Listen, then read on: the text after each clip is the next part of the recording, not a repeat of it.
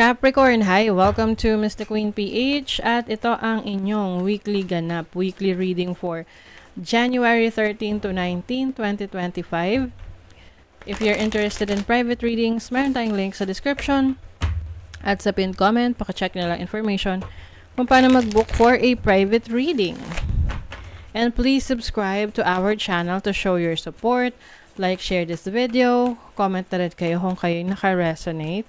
And thank you sa mga hindi nagsiskip ng ads. It really helps our channel. And of course, it's still Capricorn season. So happy birthday. Happy solar return sa inyo. I wish you all the best. Happiness, success, and good health. Ayan. So, Capis, Capricorn, what's up with you ngayong week na to? Okay. Deep knowing. So, yung inyong instinct, yung intuition nyo sobrang lakas. Parang meron kayong mga ang tawag dyan, ESP, extrasensory perception. There are times na may mga weird na experiences para sa'yo na naisip mo pa lang, tapos ginagawa na ng iba para sa'yo. Alam mo yun? So, pwedeng you are in sync or synchronized ka sa isang tao sa buhay mo. Ibig sabihin, parang pareho kayo ngayon ng mga iniisip or nagkakaintindihan kayo ng mas malalim. Or this can also mean your spirituality. So, mas lumalawak ang iyong spiritual knowledge. You know, you're becoming more wiser. Yung wisdom mo. Come to the edge. Ayan. So, yung iba sa inyo, maaring may paglakas ng loob. Oo, na mag-take ng risk. So, pwedeng bagong career path, bagong project na gagawin mo, lakas loob na papasukin mo. Oh, speaking of, between worlds. So, yung iba sa inyo, Capricorn, meron kayong matagal nang iniisip, pinagninilay-nilayan na pagbabago na gusto nyong gawin sa buhay nyo. Kasi yung iba sa inyo, bored na kayo eh. Bored na kayo sa situation nyo. Or you feel like parang wala nang thrill, wala nang excitement. So ngayon, gusto mong maghanap ng exciting na ganap sa buhay mo. So I think ito yung pag-take mo ng risk. This can be taking a risk pagdating sa relationship, pagdating sa business, or a decision na hindi siya common na decision para sa'yo, pero susubukan mo. But I think this will really change your situation for the better. Ayan o. Diba? Itong part na to is parang dull. No? Parang, ano bang Tagalog ng dull? Parang walang kabuhay-buhay. Tapos, you are into this transition period na you are going to a new direction or bagong experience wherein mas makulay ang buhay. Ayan, mas exciting. So, yung iba, maaring you are entering an exciting life, an exciting event, an exciting situation, or chapter sa buhay mo. Yes. You have the Six of Cups. You have the Page of Pentacles. Some of you, this is something exciting na tas related sa career, business, your finances. Ayan o, with the Fool, it's like taking a leap of faith.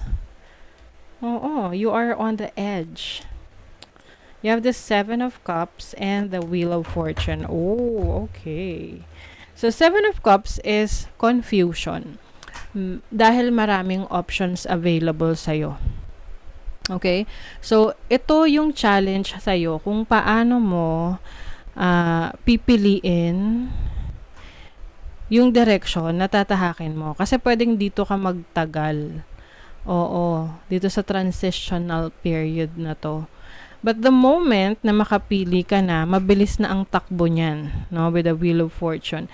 And this really shows new beginnings, new experiences.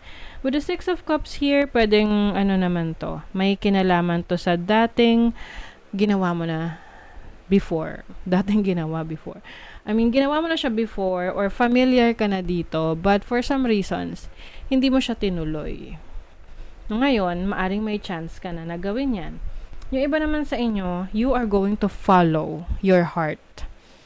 Susundan mo kung saan ka mas interesado, saan ka mas kalmado, or saan ka mas not just familiar komportable.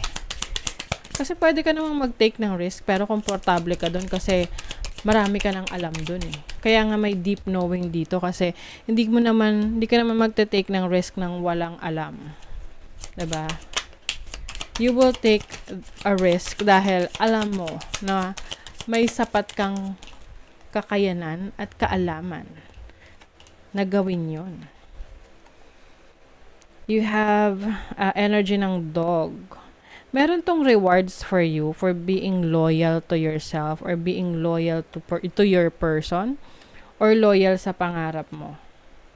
Some of you, pwedeng merong bagong bahay, bagong tahanan, like can be a new job, new career kasi we can also consider our jobs as like our home, na yun dun tayo mas madalas mag-spend ng time. You have a message here as well. Merong good news na parating. Tingnan natin kung in what area of life yung good news. First house, this is about yourself. Can be anything na related sa'yo na maaapektuhan ka. Some of you, there is also happiness. Maaring meron ditong admirer.